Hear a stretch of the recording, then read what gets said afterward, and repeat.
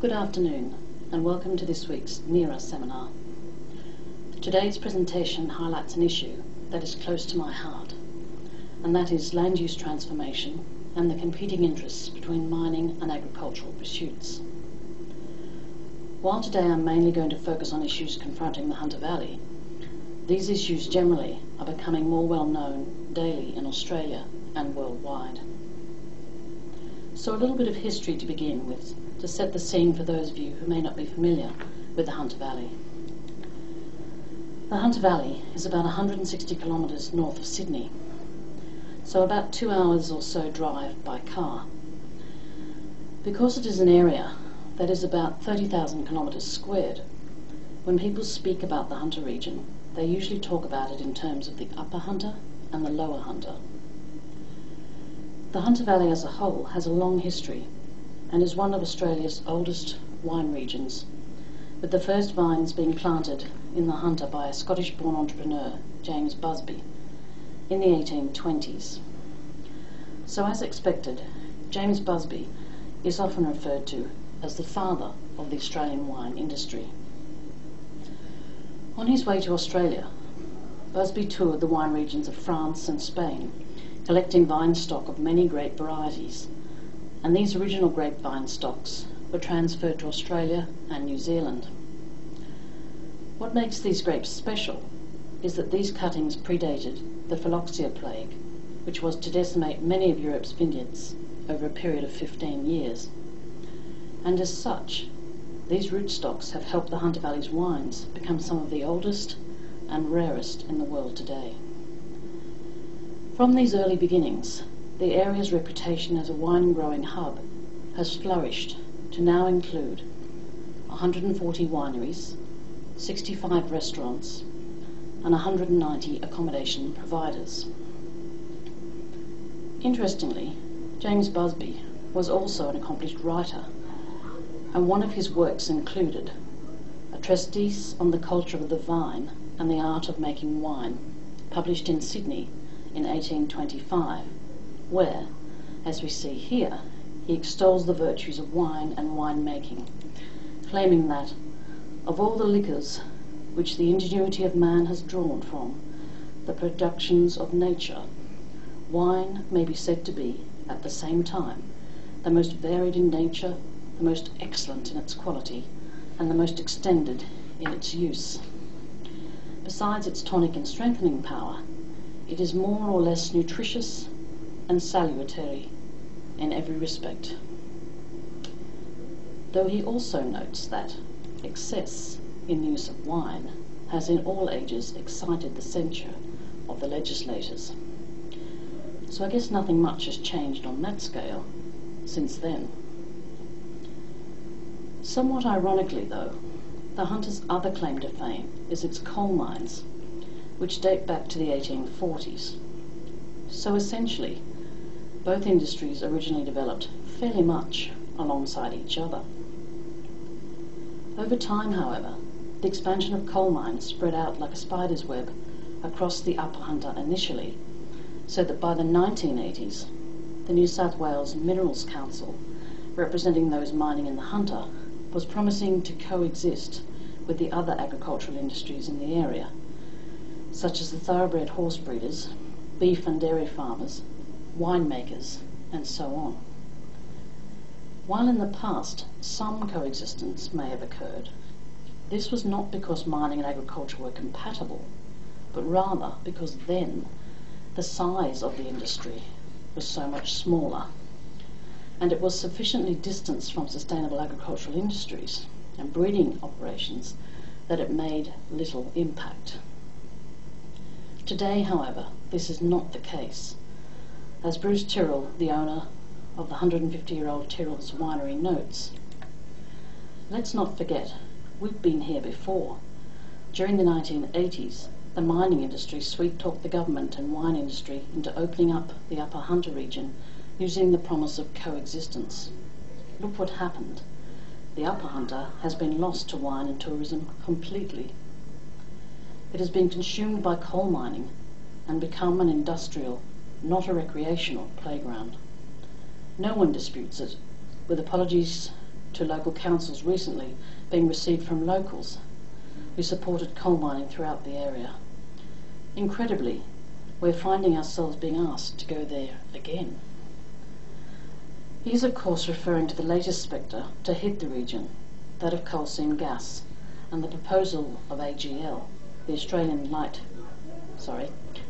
Gas Light Company and others, to place up to 300 gas wells in the Broke, Forditch and Pecolbin areas of the Hunter Valley, which is prime wine country.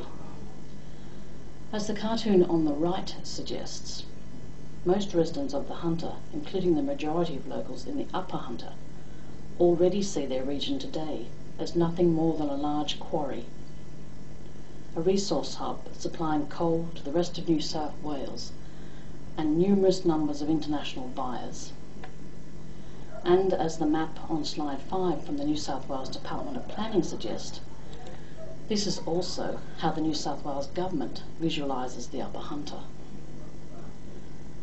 As Tyrrell suggests, no one wants this for the Lower Hunter, as it would decimate the local wine, olive and tourism industries, which currently employ over 40,000 people, both directly and indirectly, and which, according to Tourism Research Australia, was worth $660 million to the region for the 2009-2010 financial year.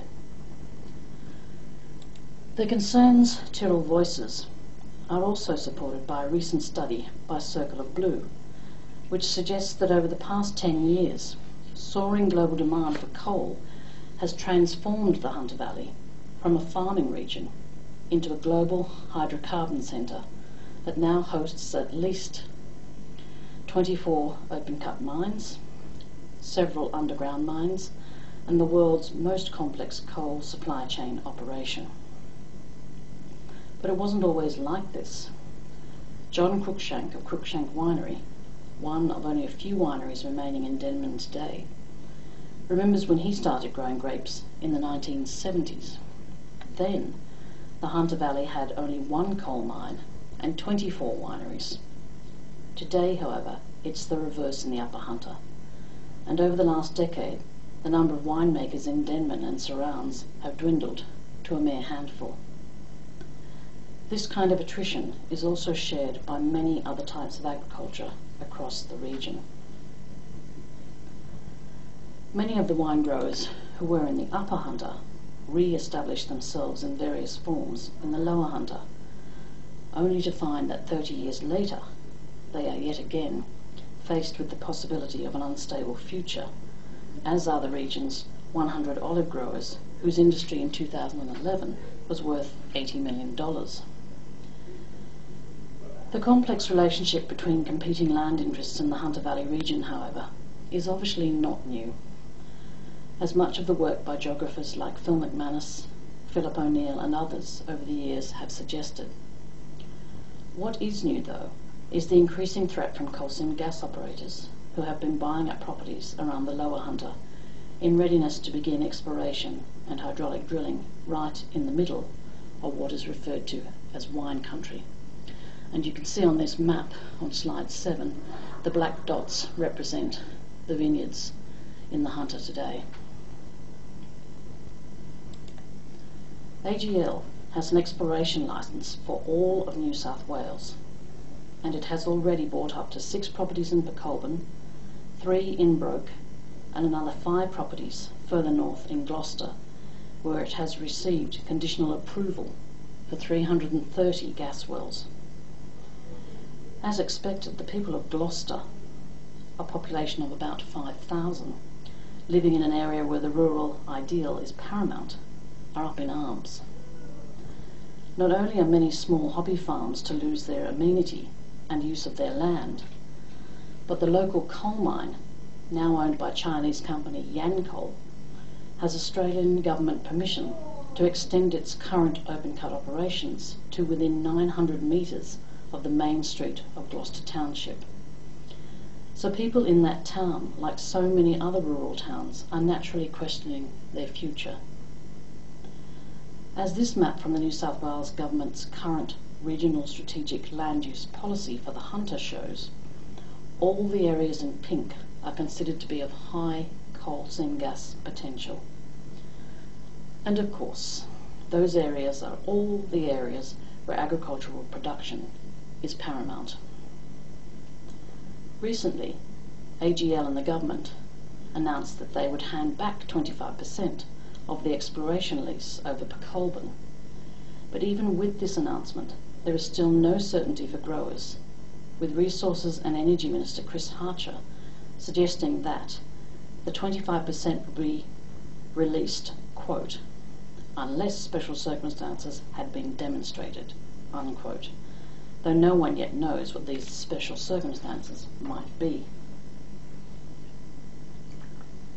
As Andrew Margan, president of the Hunter Valley Wine Industry Association, suggests, it's not a win because AGL's petroleum exploration licence still includes the Broke Fordage region and the old North Road area.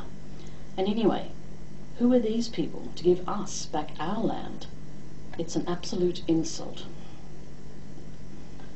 What concerns communities most is not only the potential loss of productive land, but also the fact that there currently have been no comprehensive hazard assessments carried out on all chemicals used in the process called hydraulic fracturing or fracking, and as such, little is known about the potential risk to human, animal or agricultural health, or to the relationship to the environmental fate of air emissions, saline releases to groundwater, aquifers, and so on. In fact, doubts continue to be raised about hydraulic fracturing or fracking worldwide. Recently, the Czech Republic became the third European Union country, after France and Bulgaria, to introduce a moratorium on CSG because of the potential environmental risks of fracking. In Germany, its Environmental Ministry and Federal Environment Agency have recommended that fracking should be banned from areas that supply drinking water in case of contamination. Fracking is now well established in some parts of the US, and as I'm sure many of you are aware, there has been lots of controversy there. But in Europe, it's in an exploratory stage.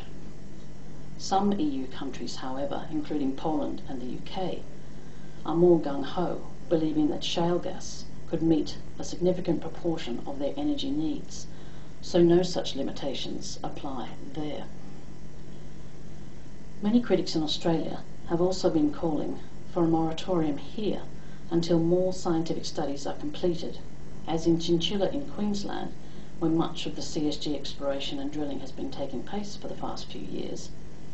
Local farmers have noticed large reductions in water availability from the Great Artesian Basin, Australia's largest freshwater source, where CSG plants are also drawing their water from.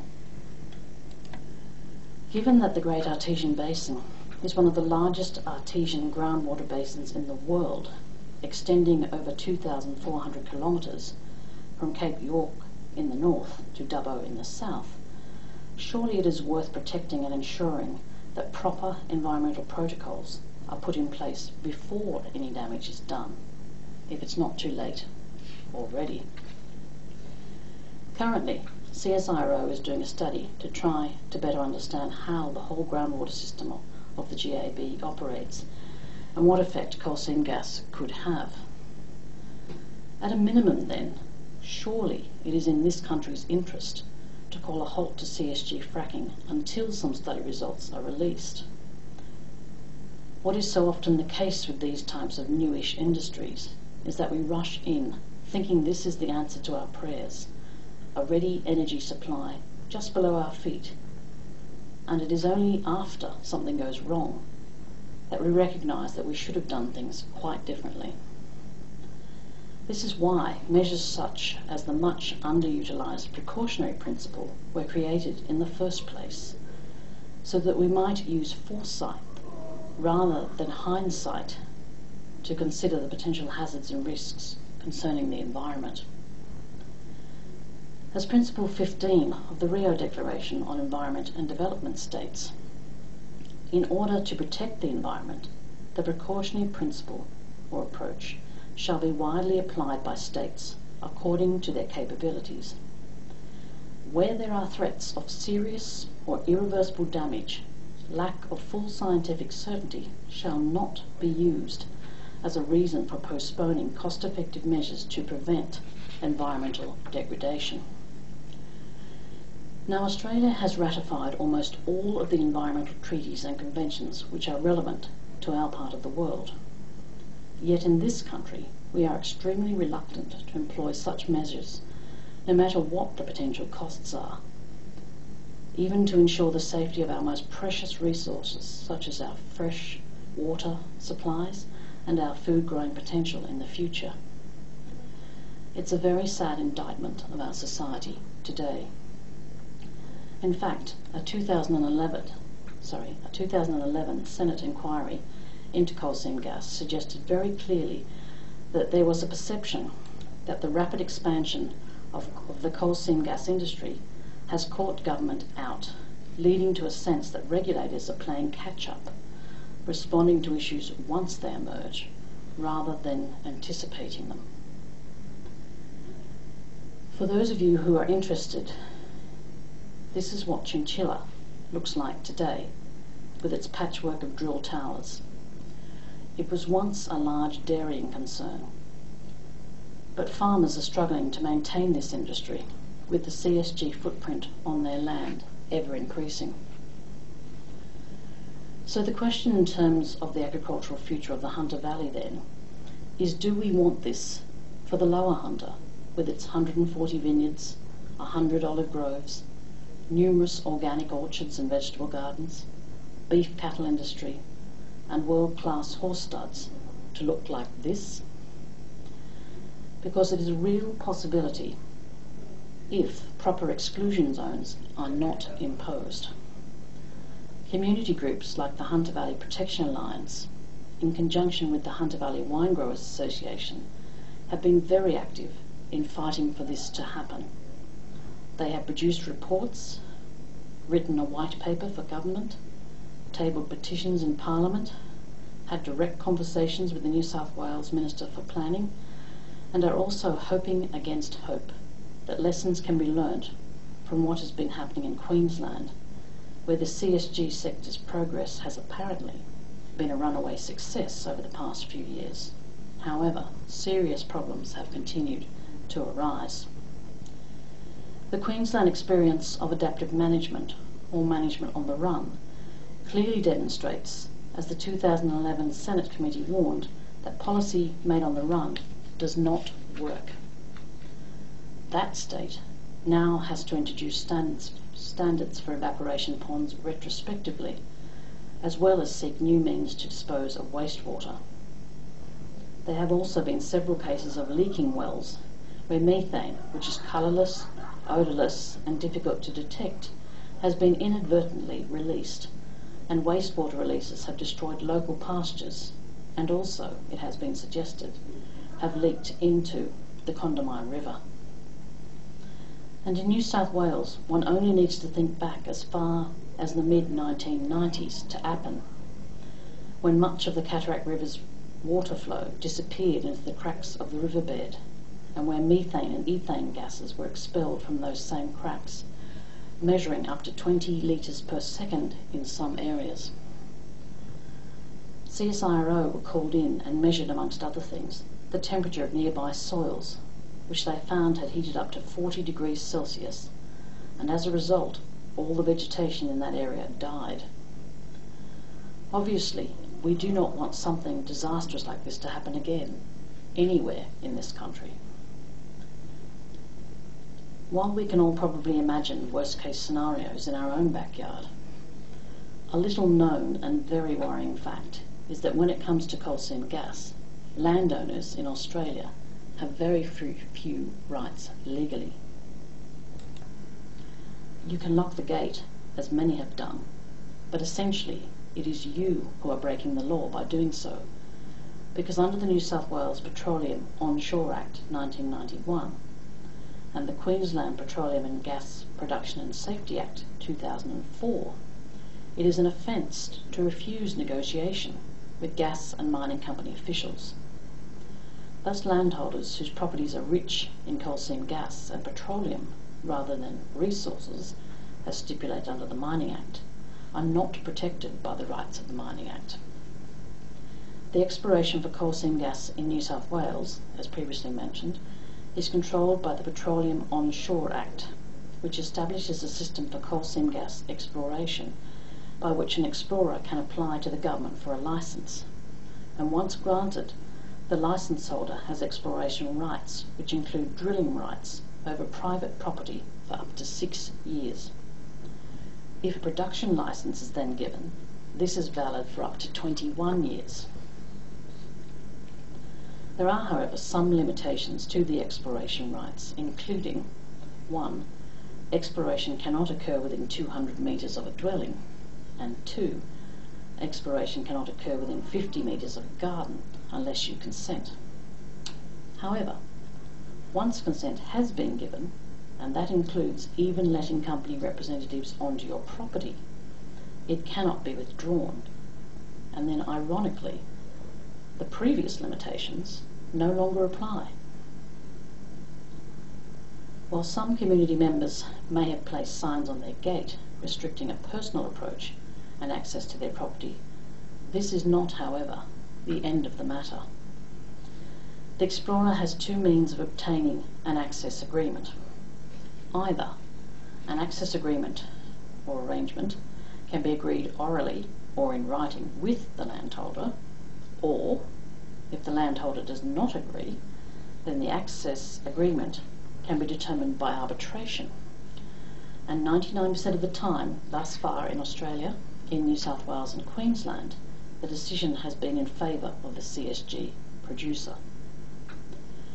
Because of this, the Greens Senator Larissa Waters has a proposal before the Australian Parliament for the introduction of the Landholders' Right to Refuse Coal Seam Gas Bill 2011, which in late March this year went through a second reading, but as of yet the final vote has not been had.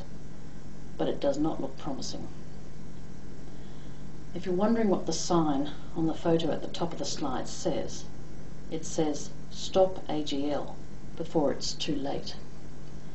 This sign is one of dozens on winery fences in the Broke region and all over the Hunter Valley.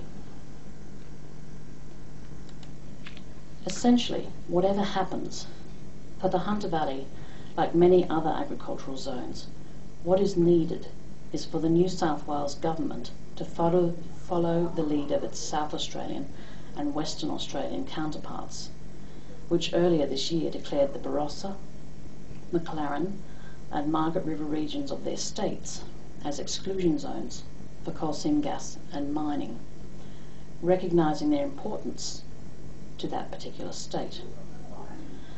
As the South Australian Minister for Planning and Infrastructure, John Rao, noted, the clear message from the community is that South Australians want the district's heritage and character preserved, and as such, all applications that propose industrial development that would be detrimental to the special character of the districts will be refused.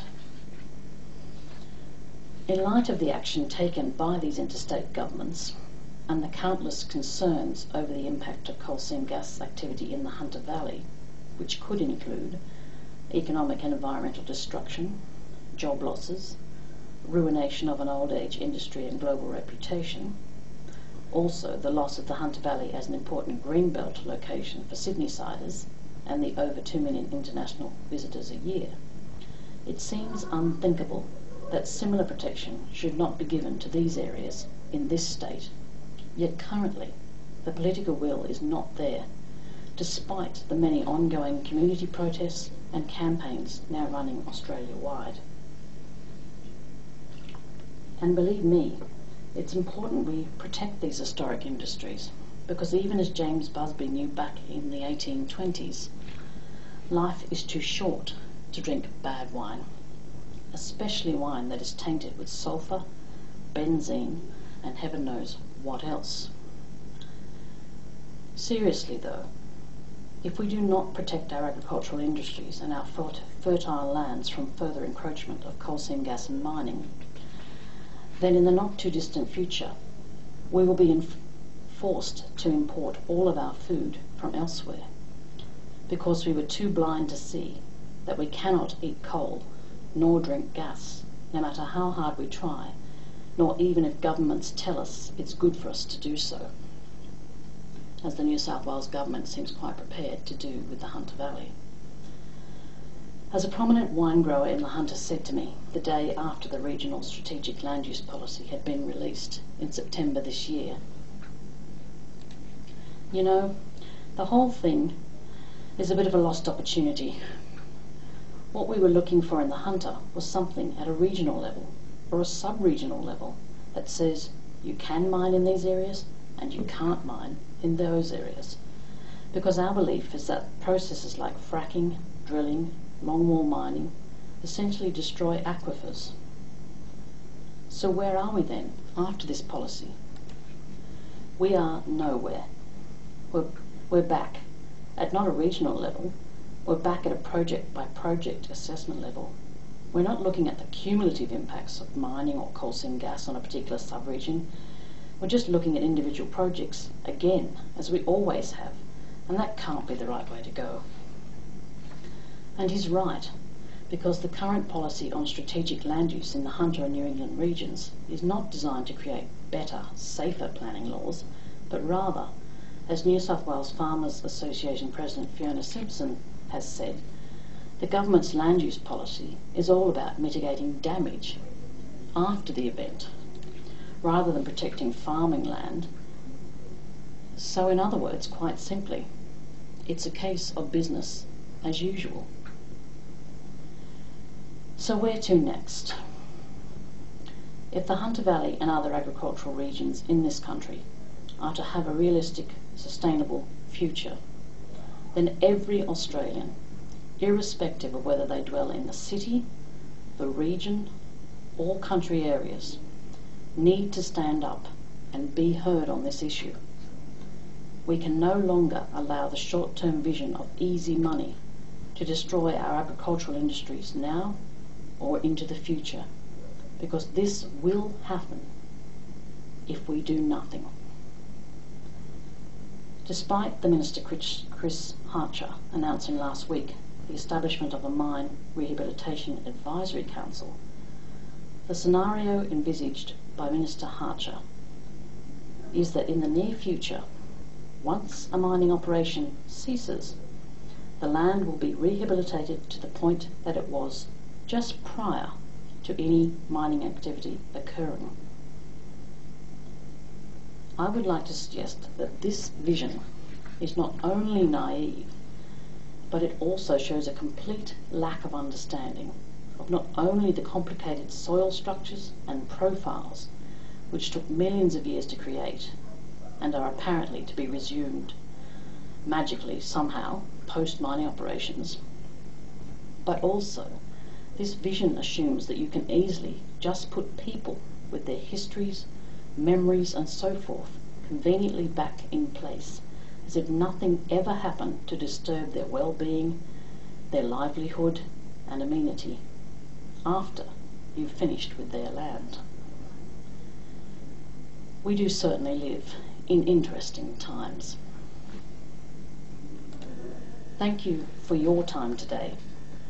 I look forward to seeing you in the near future at the barricades, where hopefully your voice as well as mine will be heard. Thank you.